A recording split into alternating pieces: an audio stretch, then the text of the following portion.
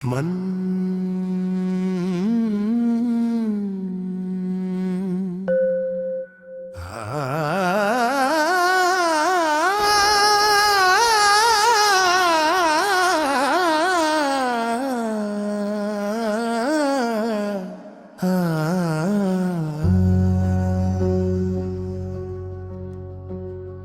ಮಂತ್ರಾಲಯದ ಮಣ್ಣಿನಲ್ಲಿ ಮಹಿಮೆ ತುಂಬಿದ ದೀಪ, ರಾಯರ ನಾಮ ಜಪಿಸಿದರೆ ದೂರಾಗುವೆಲ್ಲ ಕ್ಲೇಶ ತಾಪ.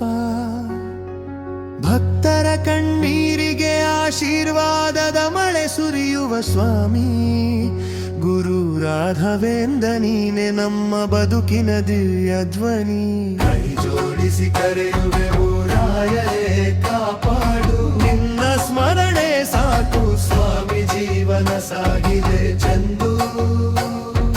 ಸಂಕಟಗಳಲ್ಲಿ ಬೆಳಕಾಗಿ ನೀನೇ ದಾರಿ ತೋರಿಸುವ ದೀಪ.